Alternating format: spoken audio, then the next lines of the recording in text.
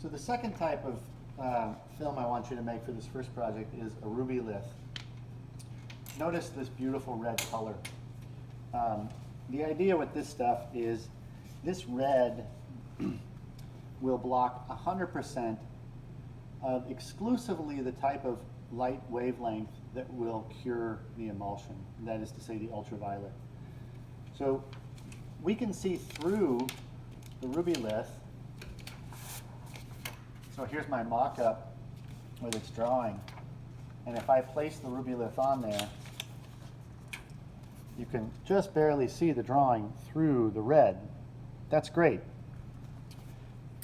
That works because the wavelengths that can pass through this ruby material are not the type of wavelengths that will cure your emulsion. So that allows us to make a film positive where we could put it on top of a drawing and trace, but also where we can be assured that where we leave this red material, the light will never ever get through. So this red stuff is 100% opaque. You could do an exposure on your screen of 5 hours, which is crazy long, and the light will still never cure the emulsion because this red will block 100% of it.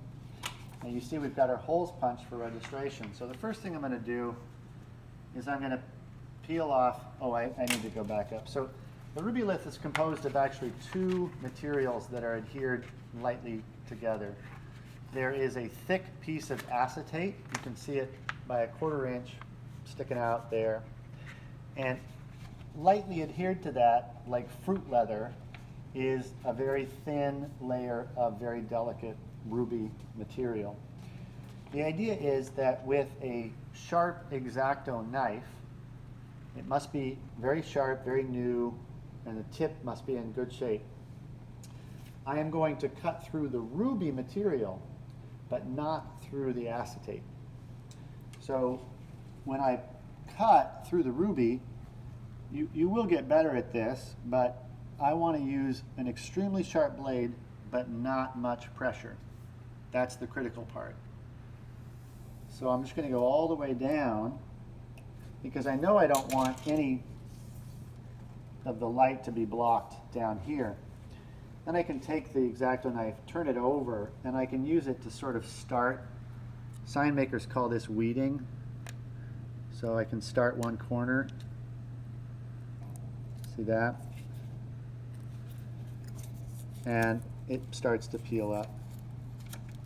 And it looks like my cut didn't go all the way through. Maybe I didn't press hard enough. I actually have a suspicion that this blade that I just grabbed out of my office is not as sharp as it should be. It's been used too many times. There we go.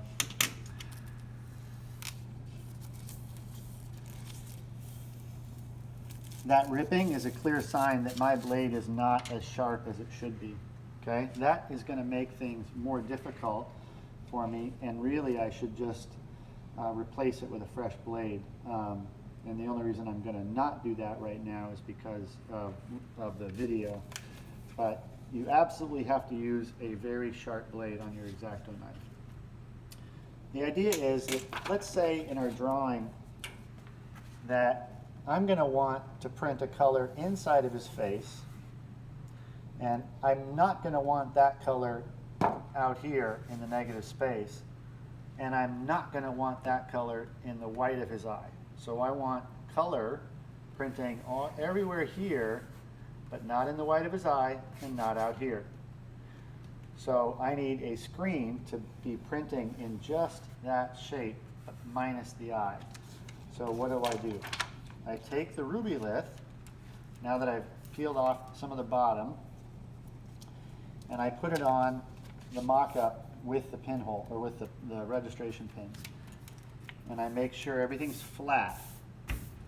And I don't want it to move while I'm doing this. Then, bring the camera kind of close. I'm going to start there. I can see my drawing through there. I need to press hard enough to cut through the ruby, but not through the acetate.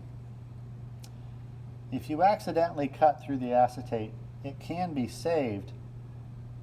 I like to, if I do that, I tend to put clear tape on the back. But it's far, far, far better to just not do that.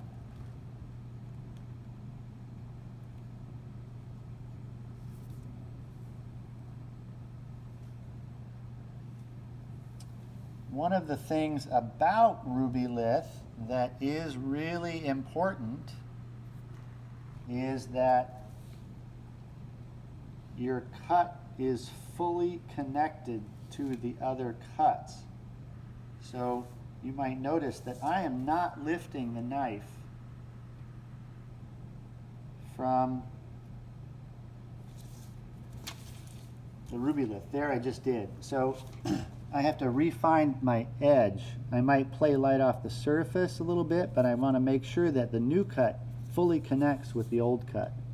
If it doesn't, even a tiny, tiny, tiny little quantity will start to rip.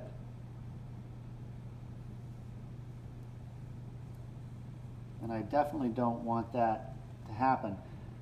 What you'll do is you'll end up peeling away ruby where you wanted it to stay. Okay? So that should, and I want to play light off the surface to make sure that all my cuts are connecting. Okay? If there's even a millimeter of uncut Rubylith between those two cuts, it can be a problem. So I play light off the surface, make sure I'm connected all the way around. Before I go back and do the eyeball, let's go ahead and peel that off. And a lot of times what I'll do is I'll take a corner and just go out.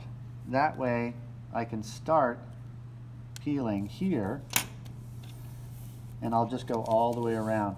Now when I peel, I want to peel kind of slowly, especially if I'm peeling away ruby from a delicate, very complex portion of the image. Obviously what I'm peeling up right now is pretty simple. It's like margin or not margin, but especially if I'm peeling in a complex portion of the image, I want to peel slowly. And notice that I'm not peeling by pulling it straight up.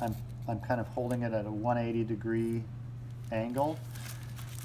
And I just want to make sure that everything's peeling away the way I wanted it to as I go. Now because that cut that came this way went past this cut, it's actually not catching. So I need to do that. Oops. And that looks like a spot where maybe it wasn't cut all the way through the ruby material. And it's getting kind of jagged because it wasn't an adequate cut. There we go. There we go. And I should bring this down so that the angle of me pulling is a better angle in relation to the edge of the image. And it's starting to rip there again. Sometimes I go ahead, it's like, okay, let's just pull off a big chunk. And now let's go back and try to continue to do that delicate stuff.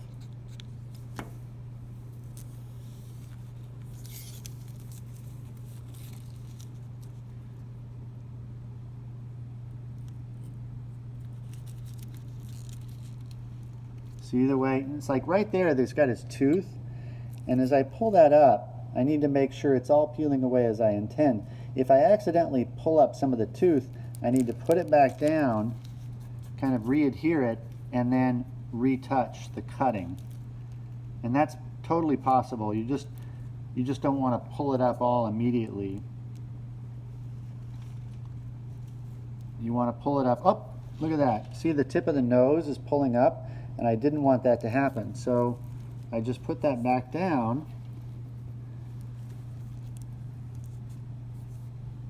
This too is catching a little bit. There we go. So I can see that my cut was lacking in one little spot right there. So I go back and retouch that cut. And looks like there too it was a little bit. So the reason I'm having trouble here is because my knife is not super sharp. So this is an object lesson of why you want to use a nice sharp blade. Really critical. And it got a little ragged right here, so I'm going to go back and try to peel away that little bit more. Okay. So I want the color to print inside the face, but not out here. So I've left the Rubylith here. Where you leave the ruby is where it's going to print. Where you peel it away, it will not print, regardless of whatever color you want. Now, I also said I wanted the white of the eye. So I'm going to come back and cut there too.